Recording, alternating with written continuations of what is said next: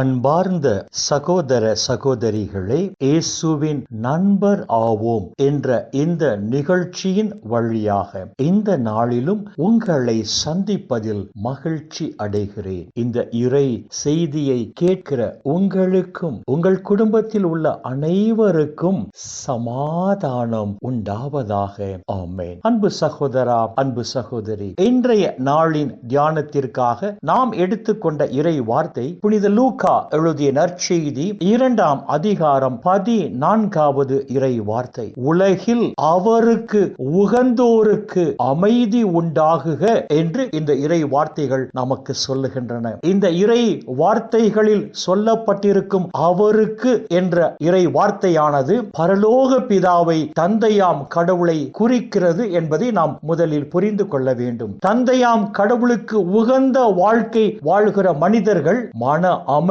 பெறுவார்கள், மன அமைதியோடு வாழ்வார்கள் என்று இந்த இறை வார்த்தைகள் நமக்கு சொல்லுகின்றன. எப்பொழுது நாம் தந்தையாம் கடவுளுக்கு உகந்த வாழ்க்கை வாழ்கிறோம், தந்தையாம் கடவுளுக்கு ஏற்புடைய செயல்களை நாம் செய்து வாழ்கிற போது இந்த உலகில் நாம் தந்தையாம் கடவுளுக்கு உகந்த வாழ்க்கை வாழ்கிறோம். தந்தையாம் கடவுளுக்கு ஏற்புடைய செயல்கள் எவை?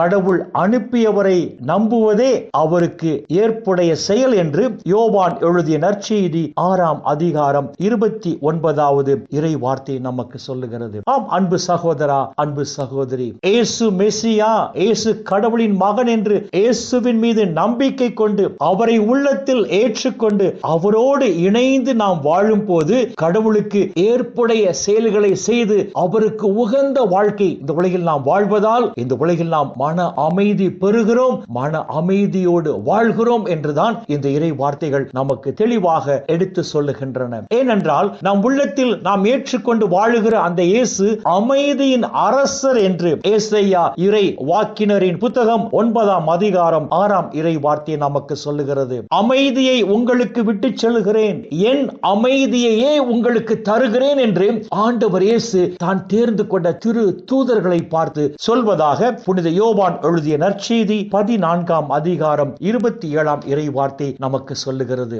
அமைதியை இழந்து வாழ்ந்த இந்த உலகத்திற்கு அமைதி தரவே இயேசு வந்தார். ஆம் அன்பு சகோதரா, அன்பு சகோதரி, அமைதியின் அரசராகிய இயேசுவின் மீது நம்பிக்கை கொண்டு அவரை உள்ளத்தில் ஏற்றுக்கொண்டு அவரோடு இணைந்து நாம் வாழ்கிற போது தந்தையாம் கடவுளுக்கு ஏற்புடைய செயல்களை செய்து அவருக்கு உகந்த வாழ்க்கை நாம் வாழ்வதால் இந்த உலகிலும் மன அமைதியோடு வாழ்வதோடு மட்டும் அல்லாமல் விண்ணக ராஜ்யத்தின் மாட்சியிலும் பங்கு பெறும் தகுதியை நாம் பெறுகிறோம் என்பதை மறந்துவிட வேண்டாம். எனவே இயேசு மெசியா என்று அவர் மீது நம்பிக்கை கொண்டு அந்த அமைதியின் அரசரை உள்ளத்தில் ஏற்றுக்கொண்டு அவரோடு இணைந்து வாழும் போது இந்த உலகில் நாம் மன அமைதி பெறுகிறோம், மன அமைதியோடு வாழ்கிறோம், அந்த விண்ணக ராஜ்யத்தையும் நாம் சொந்தமாக்கிக் கொள்கிறோம் என்பதை மறந்து விட வேண்டாம். எனவே அன்பு சகோதரா, அன்பு சகோதரி, அமைதியின் அரசராகிய இயேசுவை உள்ளத்தில் ஏற்றுக்கொண்டு அவரோடு இணைந்து வாழ்வோம். அப்பொழுது இந்த உலகத்திலும் நாம் மன அமைதி பெறுவோம், அந்த விண்ணக ராஜ்யத்தையும் நாம் உரிமையாக்கிக் கொள்வோம். இந்த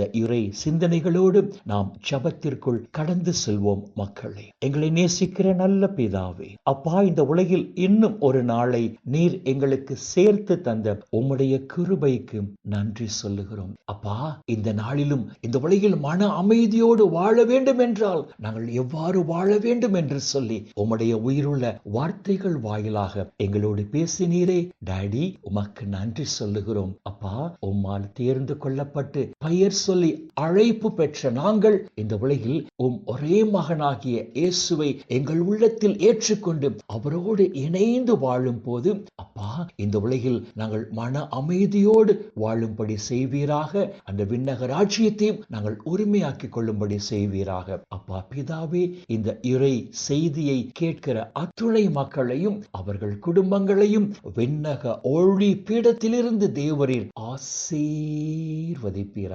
அப்பா, இந்த இறை செய்தியை கேட்கிற உம்முடைய பிள்ளைகள் உம்முடைய நிறைவான ஆசீரால் இந்த நாளில் எந்த குறையுமின்றி மன நிறைவோடு, மன மகிழ்ச்சியோடு, மன அமைதியோடு, நலமோடு வாழ கிருபை செய்வீராக. இயேசுவின் பரிசுத்த நாமத்தில் ஜெபிக்கிறோம் நல்ல பிதாவே.